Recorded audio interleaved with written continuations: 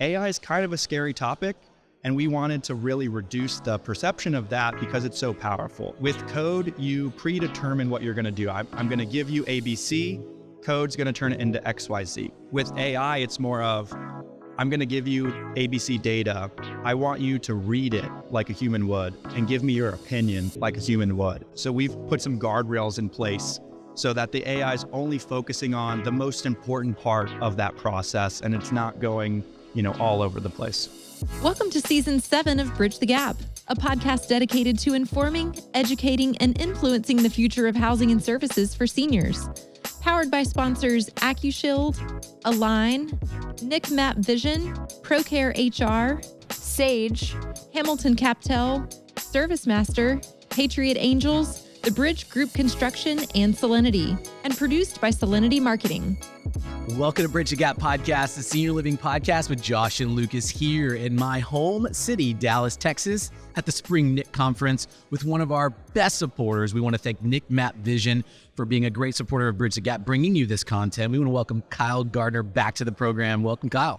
Hello, hello, hello. Good to see you guys. So good to see you too. Our listeners that follow us, and for new listeners, we're continuing to roll out a quarterly data episode sponsored by NIC Map Vision, and this is the most cutting-edge, up-to-date data and trends in the industry. We've got some great announcements today. Of course, we're going to be talking about data, and we're also going to be talking about AI. AI has been a huge focus for so many people over the past couple of years, and it's really an emerging technology, and it's making its way into how data is formulated and used in the senior living industry. And Kyle's going to break that down to us. But before we get into AI, Kyle, from a high level, walk us through some up-to-date data trends for senior living.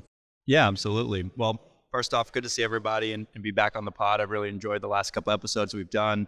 And I'm excited to share the latest NIC Map Vision fourth quarter 2023 data with you guys. So this is stuff we released just a few months ago. Clients have access to it, and I'm happy to bring it here to the Bridge the Gap family. High level, positive news across the board. I'm happy to come with some positive news. So in our primary markets, like we talked about on the last pod, those are the kind of 31 largest metros in the US, if you kind of sort them by population, so New York and Pennsylvania and the Dallases of the world, things like that. Occupancy is up for senior housing communities, so IL and AL and memory care, about 80 basis points quarter over quarter.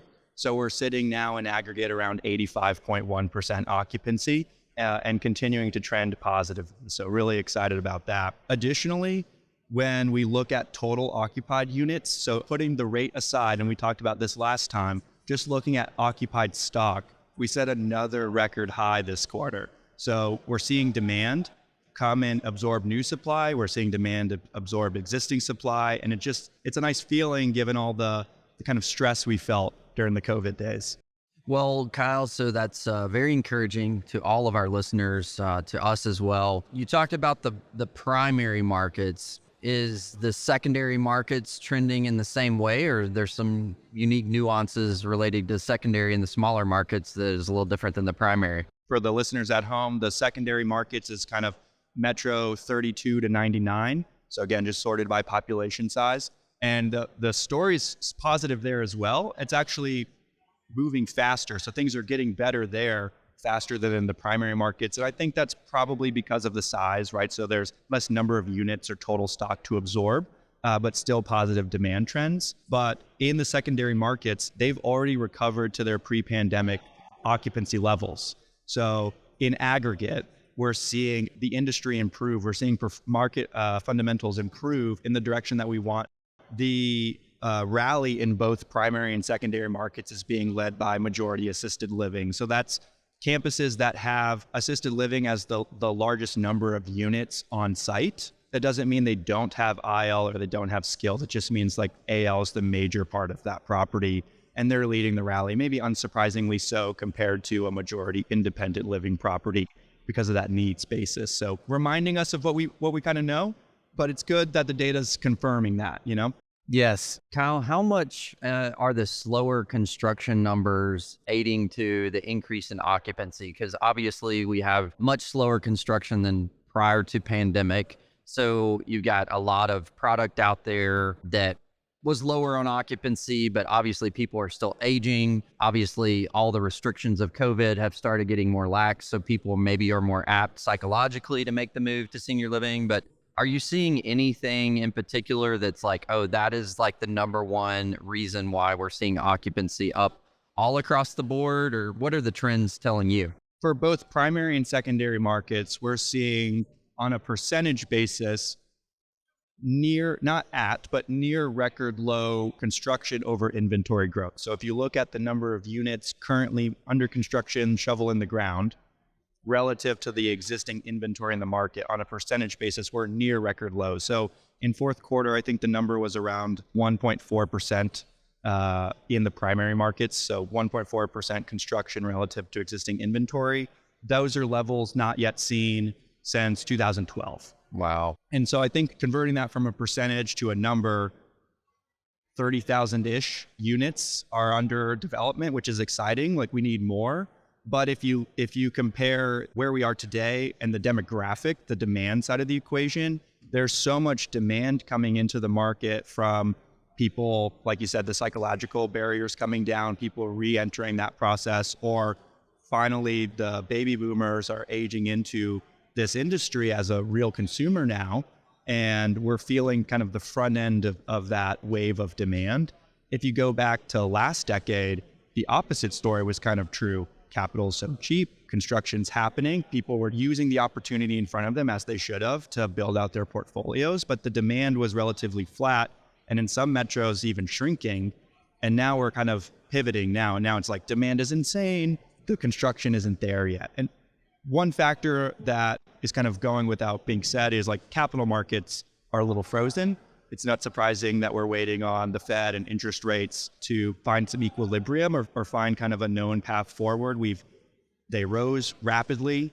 We've been high for a little bit of time. They keep saying we're going to drop at some point, but not giving clear indication of when. Kind of consensus thought is second half of 24, we'll get maybe one or two. Hopefully three, but only the FOMC knows that. And so we're kind of at their mercy right now.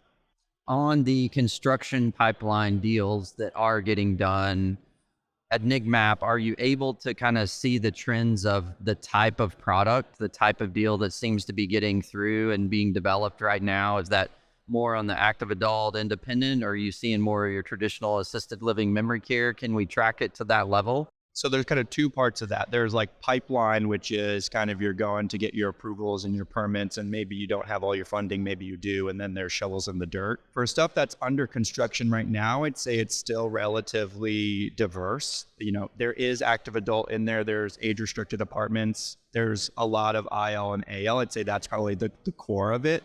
On the pipeline piece, it's hard to answer that because we're tracking pipeline data from kind of ideation all the way until shovels in the dirt, and then we call it construction after that point. And with the pipeline piece, there's so many factors that go into that even the developers might have to pivot midstream. So, hey, they're reporting a mixed campus, and then that evolves into maybe more of a focus campus or maybe a mixed use project, depending on what the city is going to let them do. So I don't have analytics offhand on that, but on the construction side, the deliveries that have been coming, we're seeing a blended mix across the care spectrum. Sure. Well, it's really exciting just to hear the positive things, right, Lucas? We've been waiting for a while to hear and talk about this, to actually see the data spelling that out for us, and to start hearing these quarterly updates. It kind of makes us all feel better. It's going to be fun to track this actually all throughout this year as we continue to release these data episodes quarterly throughout this year with NIC Map Vision. Okay, perfect transition point from data to AI. Tell us about this new launch with NIC Map Vision and AI. I'm so excited about this. I've been nerding out over it for months internally with the team. We've spent the last 12 to 18 months getting smart on all the different AI applications out there. And it's something our CTO has been following for much longer than that. Where we are right now with NIC Map Vision AI, that suite of products that we're bringing to operators and investors, our goal is, how do we take the rich data that we have? How do we take the data that operators and investors are using every day, their rent rolls, their income statements, their offering memorandums, things of that nature, and help them use that data faster, use that data more efficiently, and in a really simple, approachable way. And so we've looked at AI as a tool for workflow enhancement, not people replacement. I like to describe it to my customers and my partners as like these workflow automations are powered by AI, they're powered by senior housing specific data, and they're gonna make your analysts and you look like a boss. What used to take a couple days might only take a couple hours. You can drop an offering memorandum into our system, just put the PDF and just say, is this a good deal? Go and make a cup of coffee, and when you get back, you have a memo drafted. Now, you need to vet the memo. It's AI, it's not perfect, but it's gonna give you the lion's share of the effort in assessing the underlying documentation and pulling data from the NIC Map Vision system, in answering the questions you've posed to it, and kind of tie it all together for you to go from, V1 draft to investment committee deck or something of that nature. So more of a speed to help you get to the final conclusion, AI mixed with the human touch of understanding the nuances of the marketplace. Is there going to be some training that's going to be involved? I have very little experience personally with AI. Some of the little bit I know is that it's important to ask the right questions. What are your thoughts there? Most people at this time are familiar with ChatGPT and maybe Google's Gemini or Microsoft Copilot, the kind of consumer-facing large language models. And those are very broad use. So if you ask the wrong question, you might get a weird answer. It's in the same way if you go and search something on Google or Bing, if you put in the wrong search terms, you're not going to find the resources you need. We've taken that component out of the equation by leveraging our industry knowledge, leveraging our customers' knowledge, and really understanding like, what does the day-to-day life of an operator look like? If you're an FP&A, if you're in sales and marketing, if you're an investor, if you're an asset manager, we spend so much time with you. We feel like we can kind of get ahead of the questions you want to ask the AI and build that into our workflows. So some of our automations, like our offering memorandum analysis or our rent roll analysis, you drop one file and you ask one question, and in the background, we're doing 100 steps, or we've created 100 prompts that's touching the AI models, kind of going from the document or question you submitted back to the AI. So simplicity is at the core of what we built. There's no code needed to get onboarded or get started. If you've ever used our tool and you feel comfortable running a site analysis, which thousands of people do every month, you can use this just as easy. That was a main part of our product mission, is like make this thing approachable. AI is kind of a scary topic, and we wanted to really reduce the perception of that because it's so powerful. With code, you predetermine what you're going to do. I'm going to give you ABC, code's going to turn it into XYZ. With AI, it's more of, I'm going to give you ABC data. I want you to read it like a human would and give me your opinion like a human would. So we've put some guardrails in place so that the AI is only focusing on the most important part of that process, and it's not going, all over the place. Kyle, it seems like this could be like a real evening of the playing field for a lot of groups. I'm just thinking about the smaller regional operators that don't have, huge teams for sizing up deals and sizing up transactions, like maybe some of the more sophisticated large shops. But it sounds like with this tool, just by being a subscriber, literally things that might have taken a small office the better part of a week or 2 weeks to try to put this together, some implications that, do this in a very short a time period with less people, and to be able to kind of keep up with transaction volume, especially when the market starts turning and, volume starts getting way back up high. I know for small operators, I hear it all the time that it's like, oh my gosh, by the time I'm able to look at this deal and fully vet the transaction, I've already missed the opportunity. So it seems like this could help even the playing field and really get the IQ up for a lot of smaller shops. Do you agree? Yeah, absolutely. And it's not just the investment use case either, right? In that operator example, your COO or your CFO might be the only one looking at deals, and they also might be one of 3 people that's doing corporate strategy on like policies internally or growth, or maybe your COO is touching investments and sales and marketing. There's a trade that they have to make. And with AI, we can cut that trade down and say like, look, in 20 minutes, you can get a first draft on an income statement and an offering memorandum that a broker gave you. And then in another 20 minutes, I can take your rent rolls for your current buildings. I can take your labor reports from your HR systems, and I can give you summaries on how those are performing. And in less than an hour, I've given you a little bit of time back in both of your worlds.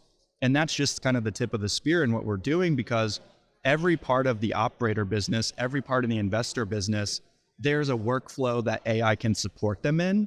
And what we've built under NIC Map Vision AI is the platform, and I mean that word in its literal sense, to build on top of. We're kind of coming to market with what we call these pillar skills that are going to serve the operator space, the investor space, developers, really get into the weeds for the asset management. So if you're hiring EDs, we've got some automations to help in screening candidates. If you're trying to look at your labor turnover and costs, we've got some workflows that can shorten the amount of time it takes to analyze that data, as well as the investment stuff we've touched on so far. Wow. If I'm not mistaken, this is all available right now. It's official. It's official. Cat's out of the bag. Yeah.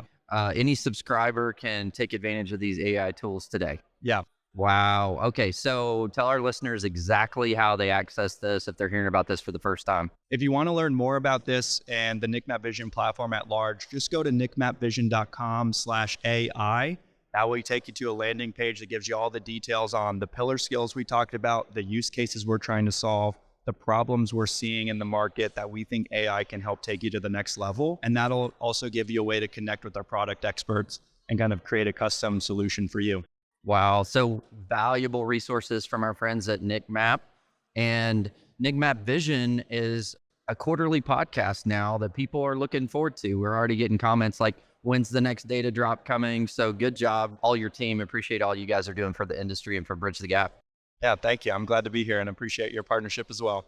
All of this information is going to be in links in the show notes and on our website. Make sure you're subscribing to our email newsletter. You're going to see this information there. Just one last question before we move on. I know NIC Map Vision has probably dozens, maybe hundreds of meetings here in Dallas to get to. This new approach to data and AI, I think for most people, it's not just something that they're going to get in 5 seconds. Mm-hmm. Is there a way for people to just schedule a demo and your team kind of walk them through some of these steps to help them understand better how they could use this in their operations? On the nicmapvision.com/AI website, there's a link that will take you called Talk to a Product Expert. You can meet with anyone from our team to get a customized demo for you. We'll show you the different skills. We'll kind of outline like how our approach to AI is different from, say, just using ChatGPT, widely available to everyone. And most people are kind of experimenting here and there. We've got the team ready, whether you have 5 minutes or you have an hour to do a deep dive, kind of there to answer your questions and support you along the way. And for anyone who does sign up, you'll have a customer success member with you from start to finish. So they're there on day one, kind of getting you set up with your accounts and getting the automations running. And if you want to powwow with them for a couple hours, they're there to do that too. Exciting Excellent stuff. Great information. So excited to get this information out. Kyle, thank you so much for your time today. Appreciate it. Yeah, thank you. And to our listeners, go to btgvoice.com, check out the show notes, check out our sponsors and these links, and get a demo from NIC Map Vision. And thanks for listening to another great episode of Bridge the Gap. Thanks for listening to Bridge the Gap podcast with Josh and Lucas. Connect with the BTG Network team and use your voice to influence the industry by connecting with us at btgvoice.com.